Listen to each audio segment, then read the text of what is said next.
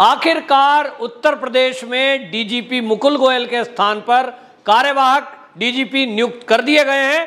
और जैसा कि मैंने कल ही बताया था कि हमारे सूत्रों से ये हमें पता लग रहा है कि जो नए डीजीपी हैं वो अब बनने जा रहे हैं देवेंद्र सिंह चौहान, जो कि आपको बता दें डीजी इंटेलिजेंस हैं।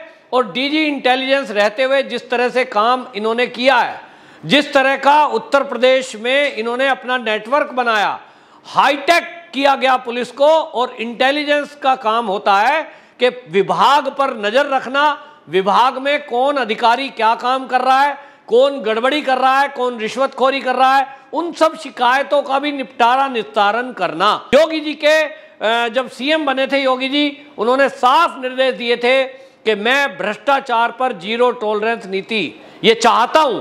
और इसके बाद जो डीजी इंटेलिजेंस है, इनको डीएस चौहान को बाकायदा ये निर्देश दिया गया था कि आपको विभाग के अंदर फैले व्याप्त भ्रष्टाचार इसको खत्म करना है। तो ट्रांसफर पोस्टिंग, इसके लिए एक पॉलिसी बनाई गई और इन्हीं की सलाह पर उत्तर प्रदेश की पुलिस के सिस्टम में जो अंदर भ्रष्ट अधिकारी थे उनके खिलाफ कार्रवाई की गई। और उस सब की जो जानकारी है वो जुटाने का काम इंटेलिजेंस विभाग का होता है।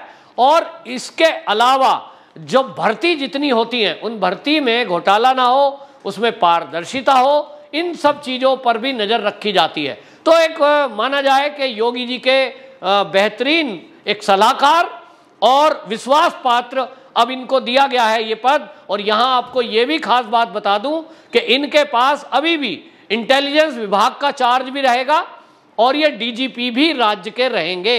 यानी दो दो चार्ज इनके पास रहने हैं। जब तक इंटेलिजेंस विभाग के लिए कोई उसी तरह का तेज तर्रार भरोसेमंद आईपीएस अधिकारी नहीं मिल जाता, तब तक इनको कार्यवाहक डीजीपी रखा जाएगा। और जैसे ही इंटेलिजेंस विभाग के लिए एक आईपीएस अधिकारी इनके जैसा डीएस चौहान जैसा योगी जी को मिला, उसके बाद तत्काल ये पूर्व कार्य संभालेंगे डीजीपी का। और इसके पहले मुकुल गोयल जिस तरह से डीजीपी पद से हटाए गए उसके बारे में काफी चर्चा है।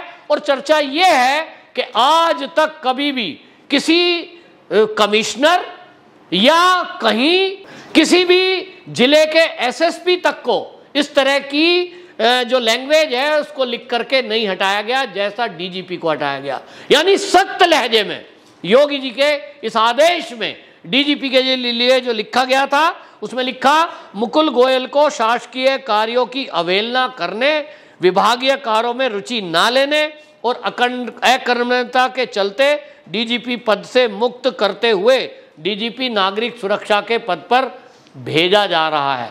ये सख्त लैंग्वेज डीजीपी जैसे रैंक के लिए लिखी गई। इसके पीछे का कारण है, और कारण ये है, ये जो मुकुल गोयल हैं, ये मुकुल गोयल असल में 1 साल पहले ही जून 2021 में इनकी नियुक्ति की गई। लेकिन बाद में पता चला है कि ये वही व्यक्ति हैं जिन्होंने समाजवादी के टाइम में उत्तर प्रदेश में पुलिस में 2006 में पुलिस भर्ती घोटाला हुआ। इसका खुलासा जब मायावती सरकार हुई तो उस समय खुलासा हुआ और उसमें कार्रवाई हुई। तो ऐसी कार्रवाई में 25 आईपीएस अधिकारियों का नाम था जो घोटाले में लिप्त पाए गए। उसमें एक ये मुकुल गोयल भी थे। लेकिन मुकुल गोयल ने इसके पहले कार्रवाई होती बड़ी चालाकी से अपना ट्रांसफर केंद्र में करा दिया और केंद्र प्रतिनियुक्ति में चले गए। उसके बाद वहां रह करके जिस तरह के काम किए, और 2021 में जून महीने में इनकी नियुक्ति जब यूपी में हुई, उस समय ये देखा जा रहा था कि सबसे पहला जो ट्वीट किया था इनकी नियुक्ति का अखिलेश यादव ने किया था। ये लेकर के काफ़ी चर्चा थी कि अखिलेश यादव ने बधाई दी। और आपको बता दूं, उत्तर प्रदेश में ही कई सारे जो एक बड़ा उद्योगपति घराना है उसने बाकायदा अखबारों में बड़ा ऐड दिया था कि मुकुल गोयल के राज्य के डीजीपी बनने पर बहुत बहुत बधाई। और ये जो ज्वेलर है बहुत बड़ा, इसने जो बधाई दी थी, अब पता चल रहा है कि इसके पीछे क्या राज था। पता लगता है कि इस तरह के लोग मुकुल गोयल के पीछे थे। यानी कहीं ना कहीं समाजवादी विचारधारा से ही प्रेरित ये व्यक्ति थे। और इसीलिए उत्तर प्रदेश में जब योगी जी पार्ट 2 शुरू हुआ तो हमने देखा कि जिस तरह से योगी चाहते थे कि शासन में सख्ती हो, भ्रष्ट अधिकारियों पर कार्रवाई हो, और यहां तक कि योगी जी ने आदेश दिए थे मुख्यमंत्री पार्ट 2 बनते ही, उन्होंने आदेश दिया था कि सभी अधिकारी अपनी संपत्ति सार्वजनिक करें ताकि भ्रष्टाचार पर लगाम लगाई जा सके। लेकिन ये जो लॉबी है आईपीएस अधिकारियों की, इसमें मुकुल गोयल भी थे, और आपको याद होगा तो चुनाव के जस्ट पहले उत्तर प्रदेश के कुछ ये अधिकारी, आईपीएस और आईएएस लॉबी ये मान चुकी थी कि अखिलेश यादव की सरकार आने वाली है, और उस समय खबरें ये आई थी कि कुछ आईपीएस अधिकारी और आईएएस अधिकारी भी अखिलेश यादव से मिलने के लिए गए थे। उस समय कुछ फोन कॉल, फोन डिटेल, जैसा कि मैंने कहा कि डीएस चौहान इंटेलिजेंस हेड थे और उनके नजरों से कोई बच नहीं सकता था, वो चीजें थी। अब समय है, और इसीलिए जिस तरह से हम देख रहे थे कि अपराधों के ग्राफ बढ़ रहे थे, और हाल ही में ज्ञानवापी मस्जिद विवाद में जिस तरह से उत्तर प्रदेश पुलिस की किरकिरी हुई, इसमें यह माना जा रहा है कि मुकुल गोयल का अहम रोल था, क्योंकि इनके स्पष्ट आदेश ना होने के कारण ये सब हुआ, ऐसा लोग कह रहे हैं।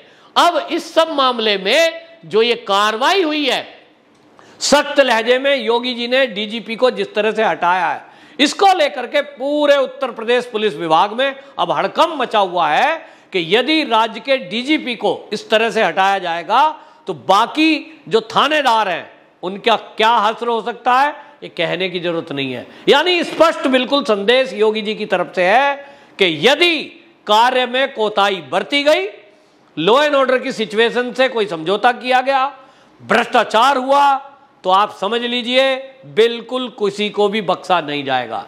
और इसीलिए आपको बता दूं, डीएस चौहान जो इंटेलिजेंस के डीजी थे, इनको बनाने का मकसद भी ये है कि जब ये डीजीपी रहेंगे तो वो जो तंत्र है सूचना का, उसके जरिए इनकी नजर पूरे विभाग पे रहेगी, और विभाग के अंदर कहां कहां गड़बड़ियां हो सकती हैं, कौन कौन से लीकेज पॉइंट हैं, इनकी नजर में सब कुछ है। और योगी जी यही चाहते हैं कि भ्रष्टाचार पर नकेल कसी जाए, पुलिस विभाग की छवि जो अभी तक बहुत अच्छी नहीं है उत्तर प्रदेश की, उसको सुधारा जाए, और जो नए बच्चे अभी पीढ़ी दर पीढ़ी आगे बढ़ रहे हैं पुलिस के अंदर, उनको भी कहीं ना कहीं आगे बढ़ने का मौका मिले।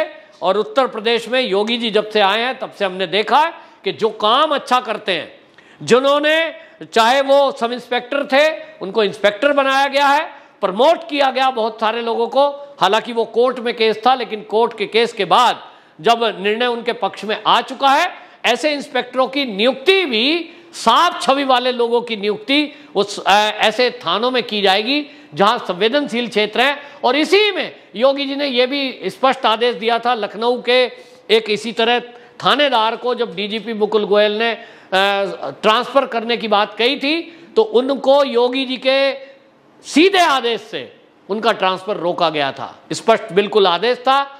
ये योगी जी का बिल्कुल स्पष्ट संदेश है सभी विभाग को कि जो काम अच्छा करेगा वो भी योगी जी की नजर में है, उसके साथ सरकार और योगी जी का आशीर्वाद दोनों है, और जो गड़बड़ कर रहा है उस पर भी योगी जी की नजर है, उनको बख्शा नहीं जाएगा। इसको लेकर के काफी चर्चा हुई थी कि एक डीजीपी का आदेश एक एसएचओ के ट्रांसफर का हुआ, लेकिन वो ट्रांसफर नहीं हुआ क्योंकि पीछे योगी जी खड़े थे। यानी योगी जी ने यह भी साफ कर दिया कि यदि कोई काम अच्छा करेगा तो उसके पीछे मैं खड़ा हूं, उसके साथ सरकार खड़ी है, उसको अप्रिशिएट किया जाएगा, उसको आगे बढ़ाया जाएगा।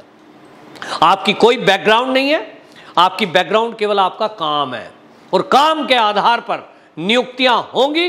ये उत्तर प्रदेश पुलिस में एक नया ट्रेंड योगी जी ने सेट किया है। 2017 के बाद से जिस तरह से नियुक्तियां, थानों के चार्ज दिए गए, उसमें यह देखा गया कि कौन कैसा एक्टिव व्यक्ति है, काम करने वाला कैसा है।